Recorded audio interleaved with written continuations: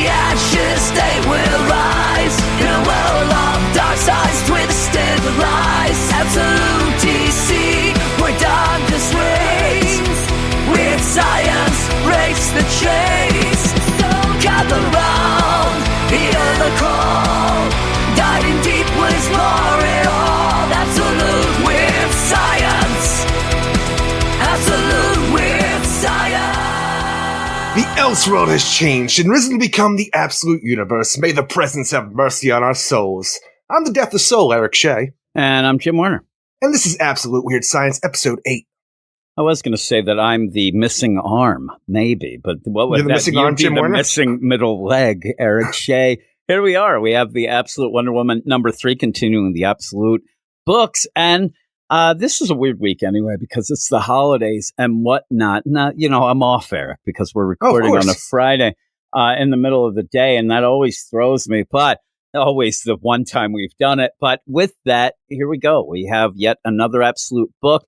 It ends up where, I don't know, with this stuff and the whole stuff with the Ultimate stuff over at Marvel, I do like these books, and I get excited for them. And then I read them, I'm like, oh, what are we going to talk about in this one? Because this one, there are some big things happening, but it is a slower pace, a little bit slower than, say, a Batman, in my mind, because you are just you just continue this big end-of-world thing of this Tetracide, things like that I don't quite It's coming understand. For you. But wow, it's coming for you, Jim. I know it's a big coming thing. for me. And then it's like it's going to yell at me, and then I'm going to get all fired up. I'm going to Death of Fear. There's Death of Fear.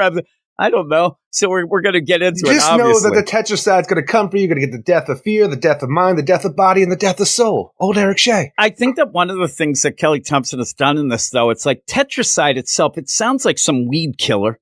That's all I keep thinking of. And then she has to have Wonder Woman explain what it means then, because I think everybody's just standing around like, well, she's talking about Tetracide. And then she says it. But again, we'll get into it and discuss what we do like and dislike of it. So let's get into it. What are the credits, Eric?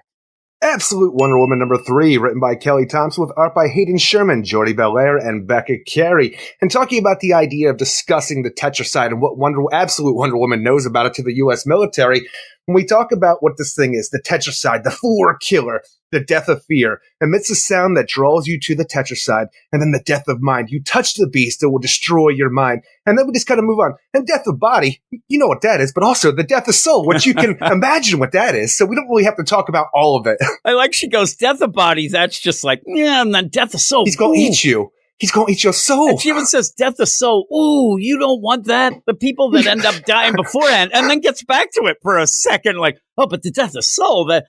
I'm like, okay, suddenly everybody can't dance, Eric, is what's going to happen. So I think that hit in Quakertown already. I've John seen a lot of Lithgow bad saw dancers. the Tetracide years ago. That's true. He might be the Tetracide in that, but Kevin Bacon, he's the Absolute Wonder Woman. But in this, you have a weird play, too, where it's an end-of-world situation, obviously, or end of city. It seems like it might grow, I think we're gonna rise out of the Pacific Ocean, go for Gateway City, and I think we're gonna make our way across the world. Yes, I would think so. So maybe we'll send out some more Harbingers beforehand. But one of the Harbinger shows up. I'm like, oh my God, I love that. I swear, I think it's still the same guy. I want it to be the one guy of the military who yells out the obvious, and she keeps saying, well, of course that's it. Because remember at one point, the Harbinger, that means the first one. She's like, yeah, sure does. And then another guy yells out here. But in the meantime, it is this end of world thing, except the Harbinger comes and she wraps a lasso around and says, hey, get this. Like, if you leave now, I won't really do anything. And maybe we'll fight later. Maybe we won't. Maybe you'll think better things, whatever. But can you just leave?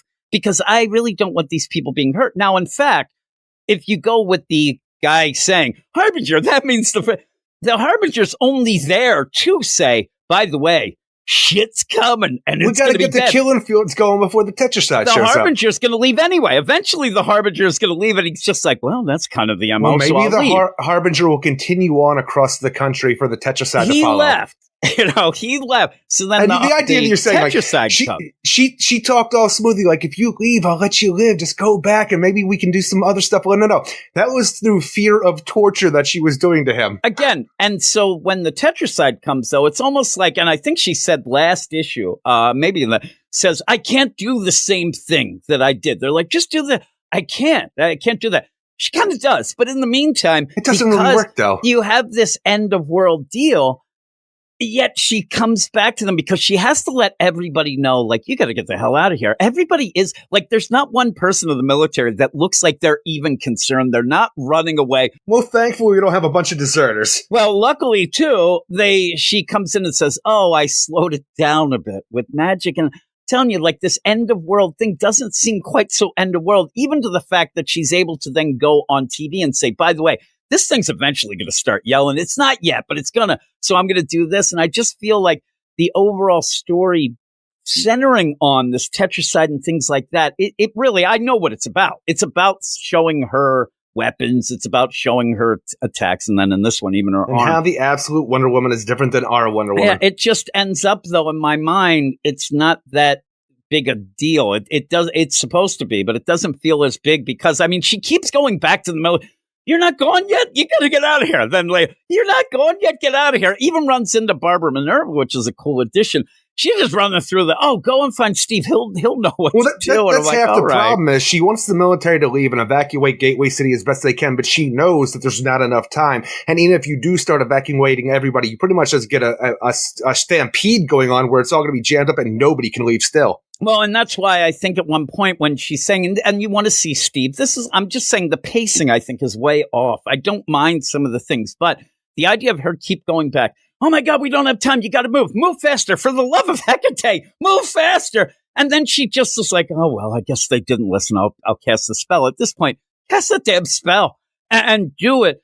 It's okay. Like I said, I think the pacing is off and I don't feel like it has that oomph. Like anybody really thinks in the second issue, we're going to have, and her died. Now maybe we'll have a bunch of other people, but I just think didn't see the arm coming off. Pacing is a bit off. Yeah, man, I'm telling you, that's odd to me. You've said before that you liked it a little more than me, but you end up where it's going to keep going back, and it's going to go back to see how Steve Trevor was.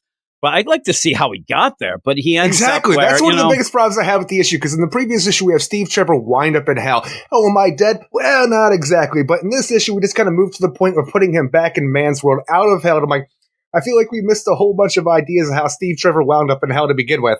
And he doesn't really know.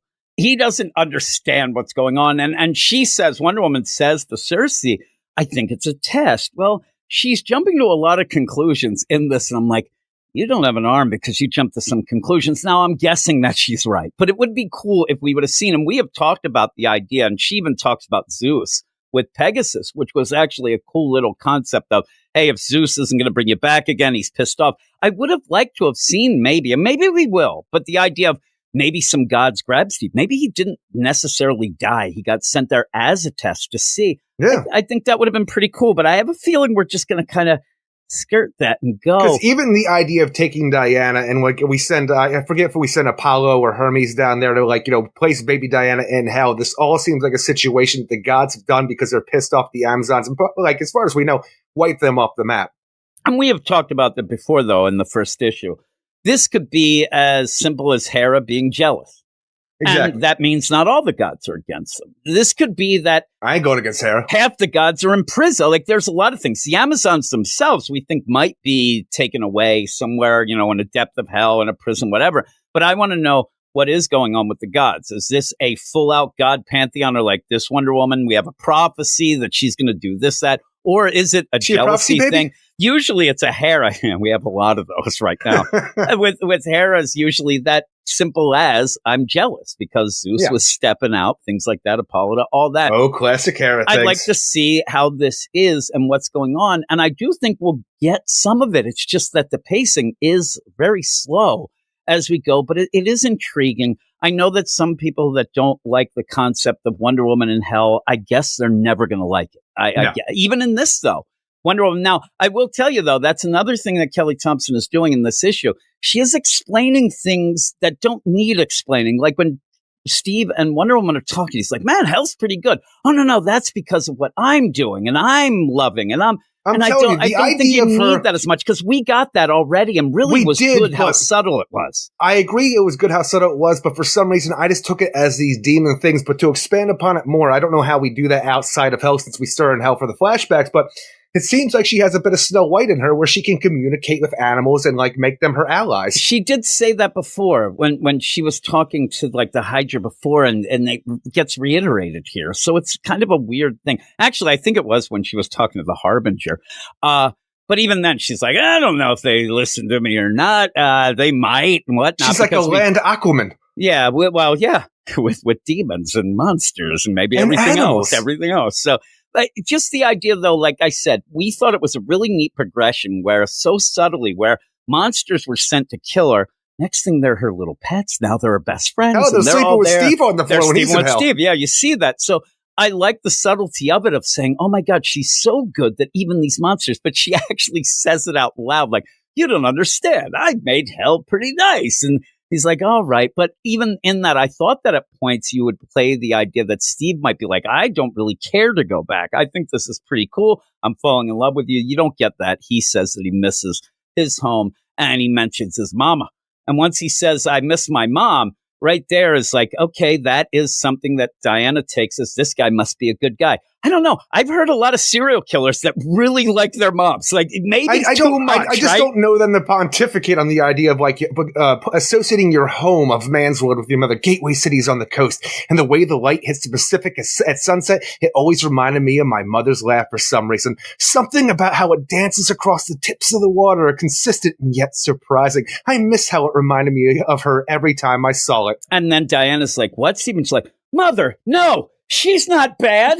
I told you that she's good, Mother." I never heard Norman Bates talk like this before. Mother! All of a sudden you show and it's the light is shining in his attic with the dead mother in a rocking chair. I'm like, oh my goodness. But again, that's the weird thing for me. I want a little more of the Steve Trevor, including what happened to him to get there.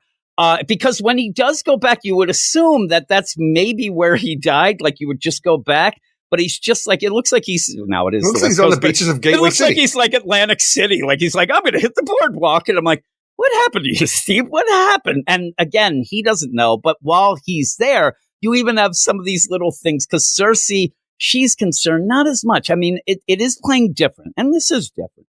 Hippolyta points in different ways of showing it where she saw Diana was getting obsessed with the man's world. Sometimes it's through the magic mirror deal and she can wouldn't allow her to compete in the tournament and stuff like that. So because of who she is, she doesn't want to lose her daughter. Cersei, on the other hand, this is a gift. And as we saw in the first issue, the idea of how much she loves her, she's willing to let her be who she needs to be. And Wonder Woman is enacting that, like, even against Cersei's wishes. And Cersei's not flipping out about it. No, and I would go say that Cersei's pretty nice overall. Because she's great. At this point, I'm waiting for, her to say, listen, like almost like Steve Trevor, that devil man, he can't live in this house and he's sleeping on the porch. It's like Shrek with Donkey or something. Yeah. And the next thing, but you never got Cersei is like onions. Yeah, layers. She never actually, I'm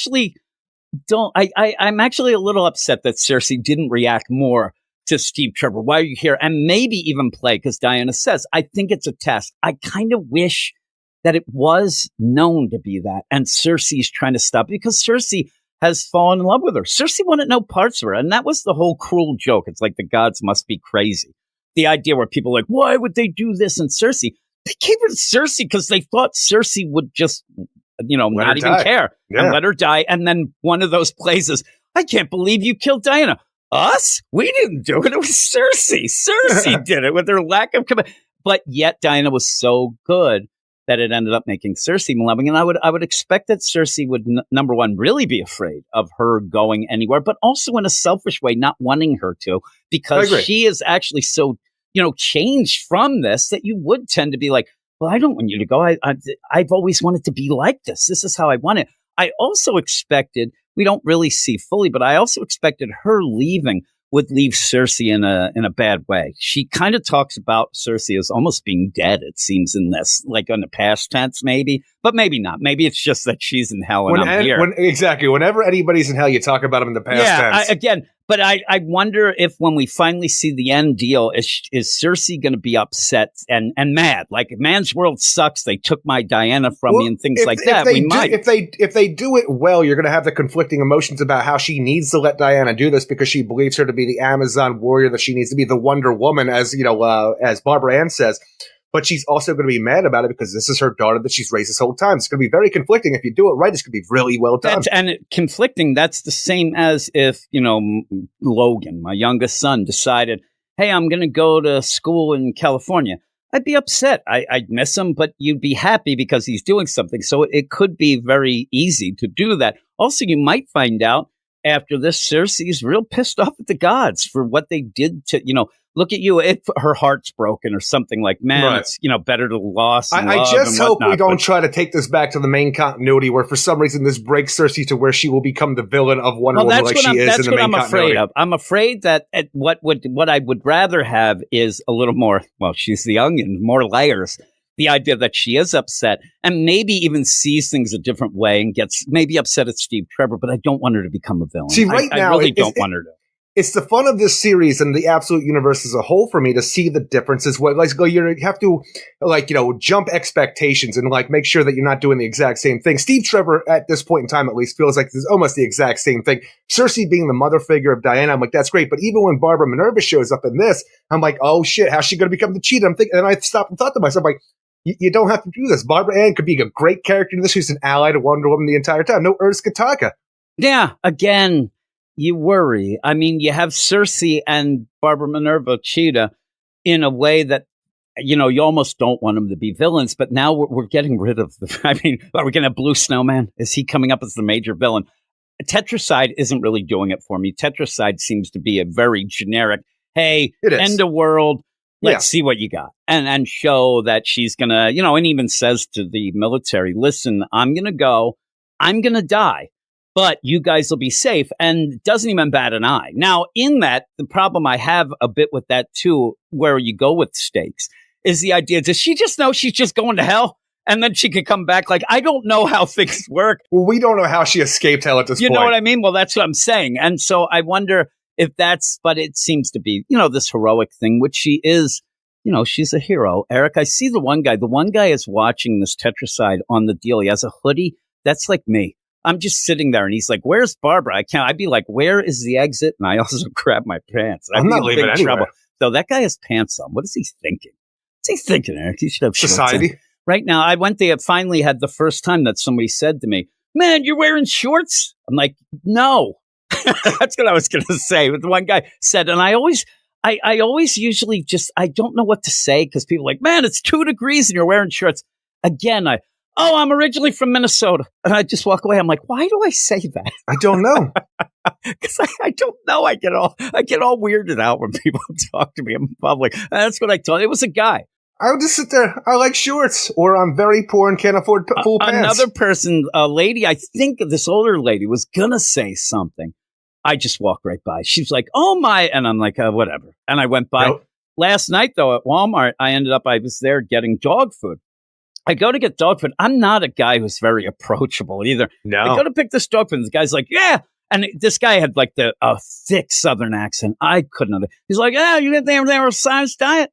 I'm like, what? And he's like, science diet, pretty good. I'm like, yeah, you know what? And he's like, yeah, the kibble. And it gets them all they're all feisty and get all energetic. I'm like, yeah. And then he's slapping his leg, laughing. I'm like, I don't know what this guy seems to be. You might need a friend, but I do not, sir. Like, all right. He seemed very nice, though he was chewing tobacco in the Walmart and spitting in a cup. I'm like, I thought I was back in West Virginia.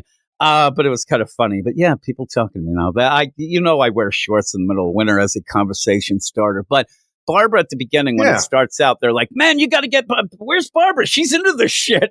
And she's there watching, and she's kind of going towards the whole thing. Which is great, too, because as she's watching the idea of the pseudo-Amazon as they're reporting on the news, so her whole thing is studying the Amazon myth, as she puts it, and it kind of upsets Wonder Woman a little bit. But she's the one that gives Wonder Woman her name, so knows the idea of the Amazonian Wonder Woman, and will say it to Diana later on. And here's the thing. People may not love the idea of Barbara possibly being on the up and up. You may even have the idea that she's obsessed, right? And she may be upset almost like an Incredibles type deal, go home, buddy, that Syndrome. sort of thing. But in that, it makes complete sense. The Amazons were in man's world. They were the protectors. They had done big things. So there would be talk of them. There would be myth of them that Legends. Wonder Woman would not be aware of because she was in hell. So having somebody go, but having it be to the extreme of, Barbara, who thinks it's real, that would be like, I think real Zeus was around and he did that. People would kind of like, But I think this guy going, get Barbara because she's into this stuff. I think it's kind of like half making fun. Like, man, where is she? She's always talking about this crap, but she's into it. And you do even end up seeing when Diana does say, hey, listen, you guys got to get out of here. You don't understand how serious it is. She says this a bunch of times, is kind of what gets me when she flies in originally and says, you guys got to get out of here immediately. After this kills me, everything in the kills you. She's like, don't worry about it. It's very serious, though. You got to leave. They don't leave. She sets up some things. But I do like when she starts telling the story of the Tetracide, it is through like a fresco. It is almost like myth as well. Great. And why this is going, why I do like it is because it is giving you that feel that me and you always like what is actually myth, how things were told back in the day. Well, obviously this stuff is real, which then tends to, go with the Wonder Woman with Diana, who again didn't know the Wonder Woman and things like that Barbara would know. But yeah, she's telling these guys, maybe she has to be a little more clear. Just say, listen, get the F out of here. Like, get running. Like, don't sit here and look at my drawings. Get out. They don't, though. No. But they are the military. I wish that at one point they would say to her, listen, we have to stay here, whatever. But at this point, they seem like they should be listening a lot more after what happened to the Harbinger and things so they could get out. I like where the one guy, Death of Fear doesn't sound so bad. Oh, you again? Oh, boy. You again? And it is kind of a thing. It's weird because she wants to go the four. Death of Fear, Death of Mind, Death of Body, Death of Soul. The Death of Fear and Soul are like kind of, but the Death of Fear more is not just that because it's also takes away your fear of the Tetracide. No, it takes your fear of the Tetracide. It draws you towards it. That's the problem. Like if I don't fear mice, I'm not running into a hole in the wall to try to get them. There's also this, pull, and it doesn't really fit the four of them, but it's okay. It's okay the way that it spells it out to get to what she gets to. But she's walking around. I like she's just walking out. They're still not leaving. She doesn't really, she's like, you guys got to get out of here for the 50th time. The only problem with it, though, is like when we have her go off and she takes her gigantic sword out, wraps her lasso around it, and like pulls almost like an AT-AT situation where she's wrapping the lasso around the monster. There's this big moment, you've just been describing the idea of the death of fear, the death of mind, the death of body, and the death of soul. And with the death of mind, where if it touches you, you're pretty much gone at that point. And when the Tetracide is able to grab a hold of her with the tentacle, for some reason, I just didn't get the idea, like, this is going to be something that stops Wonder Woman. She's just described all of this, and for some reason, I put it just to man's, regular mortal men. That's weird you say that, because I'm with you. I'm with you. Then you have a big not an explanation, but a big reveal that the arm that she gets grabbed by is not actually there. It's a magical arm that is put there as an illusion, a construct, whatever. Like, that's the one with all the tattoos on it, so, like, you can see why she would have that. She's actually gotten rid of her arm in hell as a sacrifice to bring Steve back to man's world, because this is what the spell calls for. And so she has a magical arm that her mother helped give her, and she just releases that magic. She falls down at that point, and she decides she has to regroup.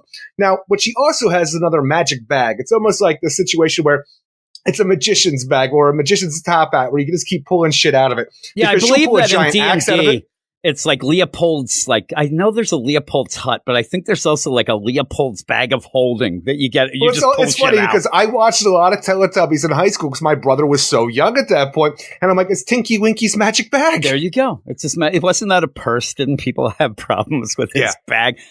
There is, whatever it was in D&D, it was one of those that it's like, it's where somebody would get this thing and just cheat the rest. It was everything they needed was in this bag. But when you do that, though, what I got was, because it is like, it's screeching, it's yelling, it's doing whatever. And so once she went out, I just thought, I thought maybe she was going to say something, or they're like, well, why aren't you affected? She's like, listen, bitch, I'm from hell. Something like that. Or I have magic thee, or I put cotton in my ears, whatever it would be. But the idea when she's going and it's yelling and whatnot, I'm thinking, like, if it does yell and she's enthralled to go to it, that would be weird. So I don't think it's going to be full, but you do play the thing with the arm. But that still doesn't tell me that she's not going to be affected by it when it actually decides to do its big deal, which again ends up funny that it comes down. She has slowed it down with magic. She says that she was able to do that. Really, all it has to do is yell out this fear deal, and everybody comes running. I don't know why it didn't do that right Anybody away. with an earshot. Like right away, I think it would do it. Because we magically slowed it down. Well, I'm saying even when it got there, it'd be like the first thing. I step out into the Pacific Ocean, I'm screaming. I'm not going to sit there and like, what's the lay of the land? Ooh, look at that. They have a boardwalk. I get it. Or even then, though, it is screaming and it's attacking her. So it's not like it slowed it down that much, and it's still not doing it, but she's kind of I get she's fighting it now to stop it from doing the major attack on everybody so she can buy some time. But it does rip off her arm. And then she goes up again back to the military to tell them to leave without an arm so they can say, oh, my God, your arm, so she could explain it. But I did like the idea when she says to Pegasus before they go, listen, do not touch it. You can't allow it to touch you, because if you die, I don't think Zeus will bring you back again. I thought that was kind of intriguing. It is intriguing, but I wish we had a little bit more of that. Maybe it's a little heavy-handed with the exposition. No, not that part, though. No, but like I know. The exposition later on. No, when we get back to the Kraken bar that the military's hanging out with, and Diana then pulls out a robotic arm, like, Army of Darkness Ash style, and puts that on her shoulder. I just wish you would have said, like, because we've had the thing where her giant sword, I think, was given to her by Athena or blessed by Athena. You have all these other things. I just wish you would have said, yeah, Hephaestus made this for me. She said, I told you, I hope it's not the arm of a serial killer robot, because now she's all of a sudden it's choking, it's choking her out. Oh no, this robotic arm. But that's what's the such weird a strange idea. But when Steve realizes this is how he got back, the sacrifice of Wonder Woman made by losing her arm and now has the robotic arm on, but she goes and then caresses his hand with the robotic hand. I mean, his face with the robotic hand. I'm like, you could have used the other one. I don't think you want to be touched with the robot hand. Don't worry, Steve. The robotic hand is very gentle. But even here's the thing. Choking him. Oh, this is the robot hand. I knew it was a robot serial killer. Then stop, robot hand. It's covering her mouth. It's a robot monkey hand. paw. Oh, it's the best. All of a sudden, one of the fingers goes down. Oh, no. Shit's about to go down.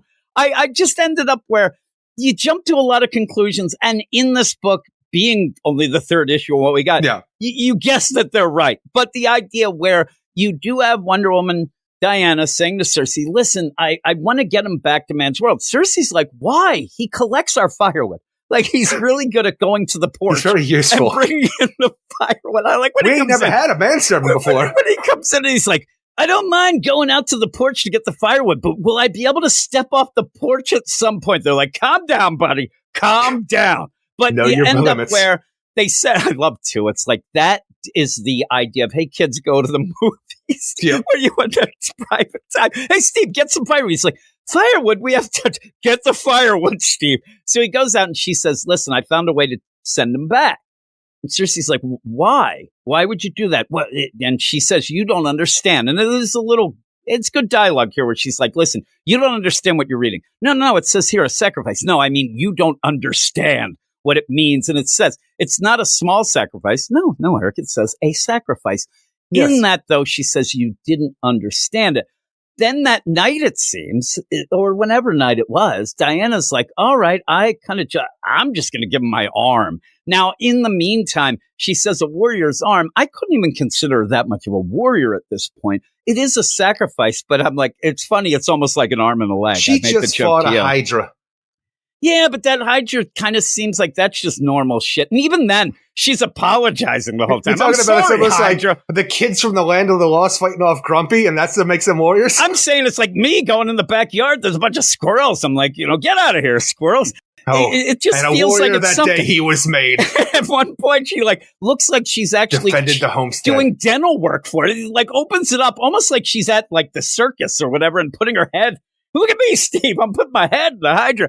And she's apologizing the whole time. So, yeah, I get it. But I was very confused while reading this, though, just because you had talked about on the Patreon Spotlight the night before the idea that, like, and a crazy robot arm. And I thought for some reason I had my own expectations just from that brief spoiler you gave me. But, I'm like, Steve's magically put to sleep and she hacked up his own arm. And we're going to see that he has a robot arm in the real world. I'm telling you, the thing that I said, because it was on our Patreon Spotlight, we go through the books at the end of what we're going to be talking about this week on our regular podcast. And I said, you'll see how Diana gets Steve Costs back. an arm and a leg. I'm like, it's going to cost her an arm and a leg. And then we started laughing. And I said, yeah, but it's a wacky robot arm. You're like, oh, you done spoiled it. I'm like, not really. And I'm telling you, because of what you said, I took everything verbatim, but I put it all on Steve. In my mind, she hacked off his arm. She hacked off his leg while he's asleep. I'm like, she's the saw. She's the jigsaw.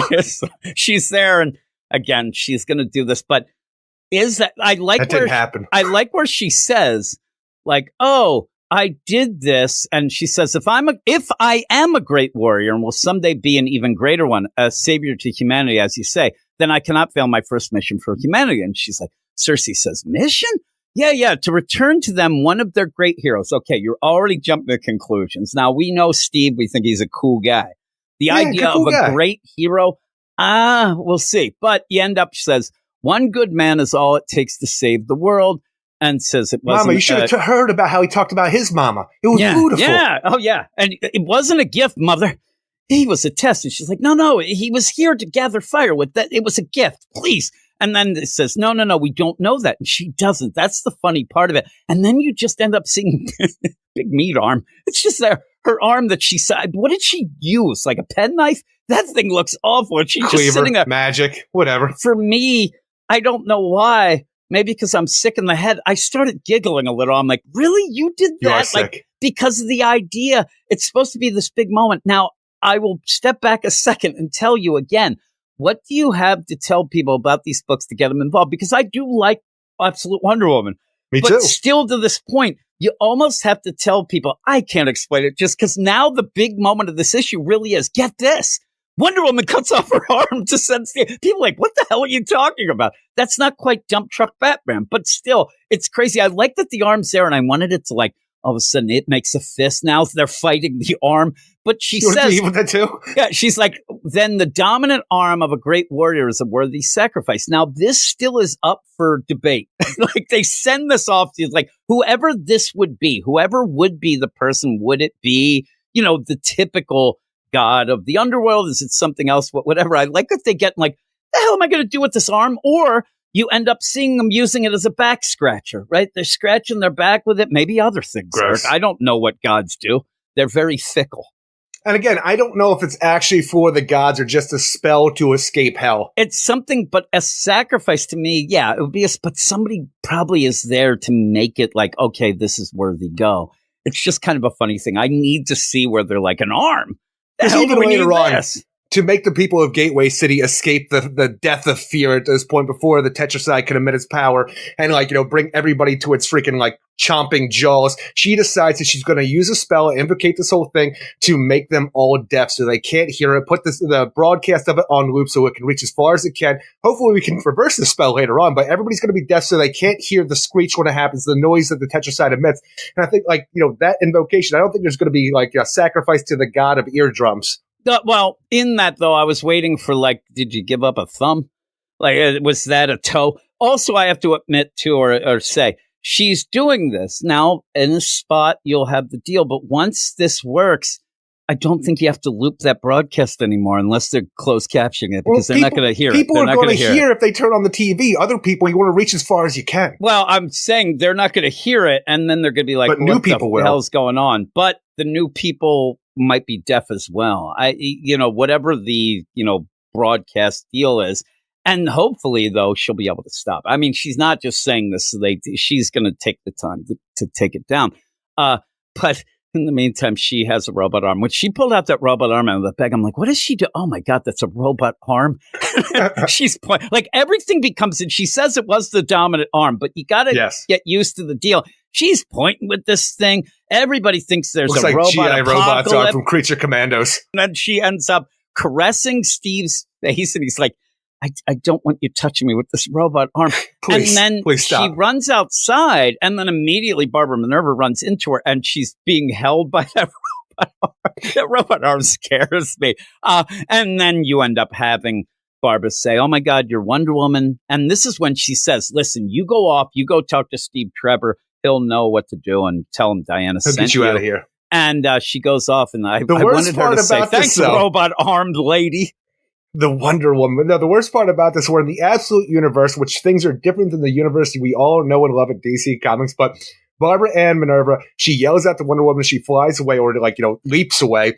I'm in the book, so that just tells me that they still use phone books in the Absolute Universe. Yeah, the phone book. I'm in the book. She's like, I know you. I just taught. Oh, you meant the phone book. Which book? She does say, I don't know what you mean by that. I'm still getting used to the horseless carriages. And goes up. Now, again, she was from hell, which they probably still have the phone book. Then things sunk, Derek. But she ends up going, and there's the Tetracide, which now has a really odd kabuki-like face. When you really see it there, it looks very much like an anime type deal, but it's kind of cool, but it's huge. It's there. But again, this whole play. A Cthulhu freaking kaiju. And she walks to the deal. She's already lost her sword. She's got this big axe, and she's like, okay, well, that she also pulled out of her magic bag. Yeah, and then says, okay, I already got my robotic arm. What else do I have in here? Well, I have this bauble. Doesn't really explain the deal, but says, oh, I can use this, but I need a grander scale. I need to widen it. I need to make it, bigger. So she goes off. It's a news reporter. He's announcing, hey, the deal, and the military said to evacuate. He obviously isn't, but you have the Tetracide behind. And she says, I'm going to need your assistance. And then I kind of it was weird the way she said this, like, this is not for recording, gentlemen. I'm like, well, what are you doing? So they stop, but say why. And then she goes through this whole thing about this. I'm like, these guys are doing I don't think this would be a great reason for them. Oh, that's a pretty good reason. Of course it is, mostly because I don't want people to be afraid, and new things are often scary. A frightened populace will serve no one now. The other reason is because magic is sacred, and not everyone has earned the responsibility to wield it. Yeah, and that's a pretty good reason. Johnny Cameraman's like, oh, okay. Like, these guys would be filming this. In fact, of course they would. News reporter would be like, if you stop filming, you're fired. This guy's, I don't want to lose my job. But they do stop for a second to go again. It's weird. It's a weird little side that Kelly Thompson wants to go with this magic is sacred and things like that, but it doesn't feel right. But the cameraman just hangs to hand, like, they're just still puts recording. The camera down a little bit at this point. That is still going on. You can still hear the magic words. You can still see the invocation circle. So what you're saying to me is when you have these, sometimes jerk-offs on TikTok and all them, where they're like, are you filming me? And they're like, no, it's just my phone, dude. They're filming. But she ends up then saying, and it's a lengthy kind of speech with the deal, but it's okay. But she says, I love the idea. She says, listen, you don't know me, and I'm going to do some crazy stuff. Right now, people are like, she almost plays off the idea that this Tetracide is in the bay, and people are just like, well, I got to get to work today. I think everybody's screaming and panicking already. I get what she's saying, though. Don't be upset. Just center on me. I'm here to help you. I'm going to try my best. And in the meantime, you're not going to be able to hear much. I'm going to make you all deaf. This is going to help out. It feels weird. It just feels weird, but it makes sense. Maybe the idea where she's on camera now talking to anybody that's in earshot of a TV. People are just animals, Jim, and she has that kind of like, not control, but that attraction to animals there. So you look at this beautiful angel right here, as Steve Trevor will call her in our universe, and just say, I am compelled to do what you say because of who you are, the Wonder Woman. I'm sitting there, I'm like, the hell, this bitch has a robot arm. I'm not listening to her. What the hell's going on? Look, it's a close-up her face. You can't see the robot arm. Again, I see the shoulder. You could go shoulder pad, but yeah, that'd be funny. She's like, listen, don't center on the arm. The guy's right on the arm the whole time. It's like what was it, Cheech and Chong or whatever, like, don't say anything about his with the birthmark, yeah. The birthmark. It wasn't like, what the hell? So all this going on, though, is, I like large creature looms over Gateway City. People are already going to be, I get it. I get what she's doing. It's more of like I don't know. It's very surface level, the idea that people would just be sitting around. She does say to Loop it, like I said, they're going to be deaf, everybody. And then people are going to freak out. Not everybody's going to be watching. And she does say, hey, those of you who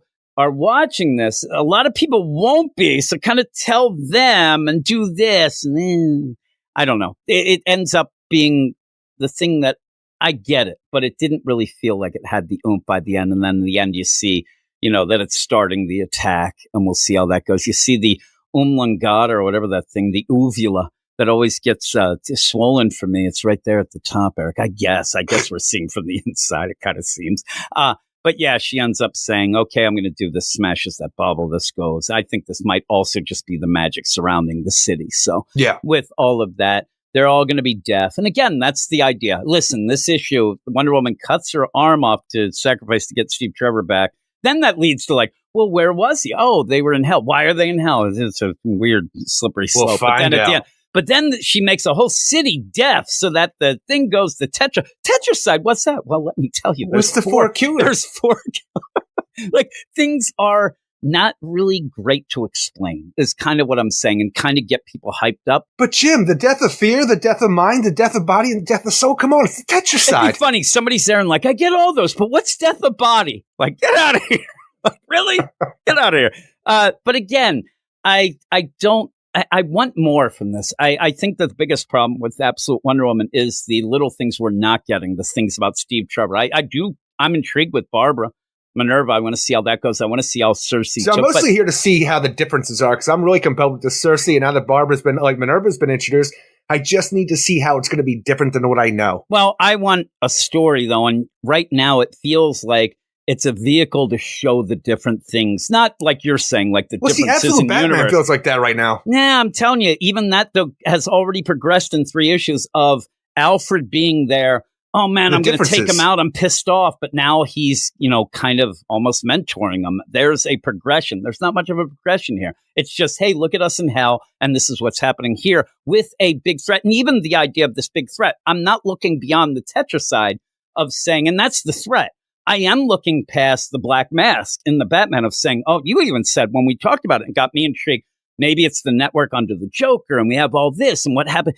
I'm thinking more in lines of how the story progresses. This, I'm still just like, well, what happened with Steve? Like past things, not future. Agreed. And with the Tetracide, again, being this overall, very generic. It is. It's a kaiju monster. It's a kaiju monster, but I get what she's doing. She's using it so that Wonder Woman can react and do things so we see. And plus, you can see who Absolute Wonder Woman is. And once we get past that, we can actually start, doing the things that are different in this universe, but show you the familiar characters, the familiar names and faces, and see where we can take it from there. And like you said, with the Batman, you have the kids, they're, pretty much the rogues gallery. The rogues gallery, best friends, so yeah. That should, there's the difference, and then you're progressing from it. And Bruce Wayne's poor. This is getting to the point. Barbara's a Wonder good Woman's play got one arm. because Superman, he's got an AI she's a solar one-armed suit. bandit. Look at her. Batman ain't going to like that.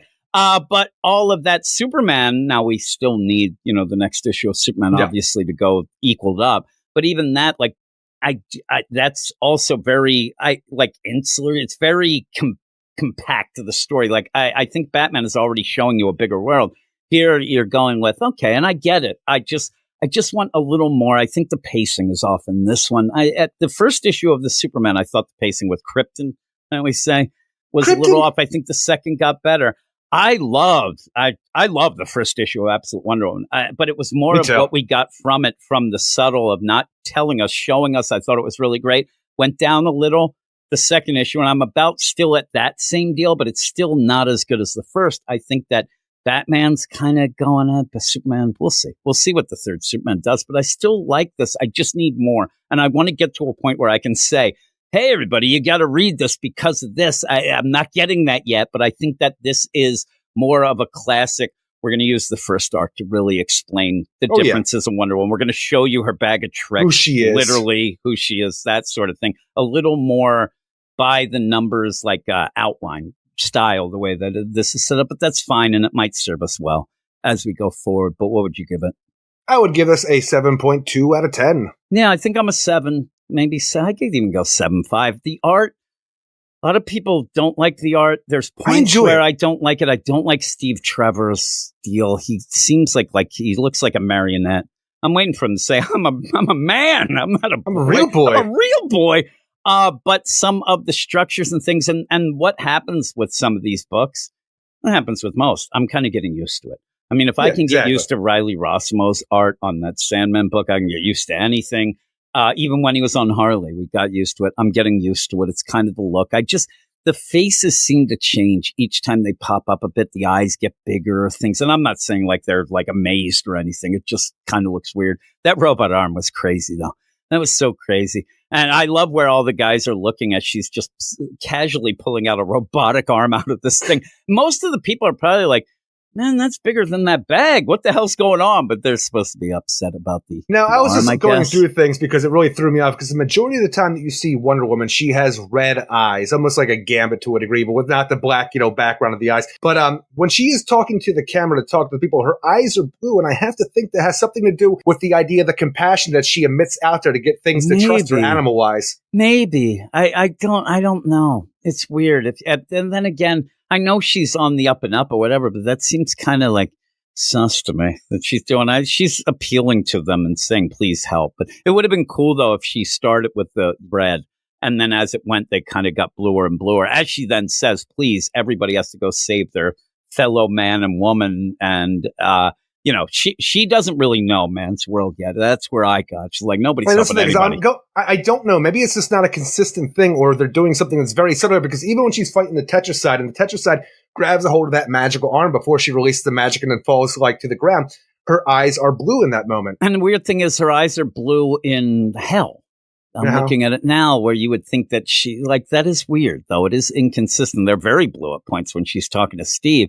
Like, she's controlling him. He's like, listen, Steve, I have a robotic arm later on, and I don't want you to freak out, so I'm going to control you. I think it might just be a stylistic thing, but it might be something. We'll have to see.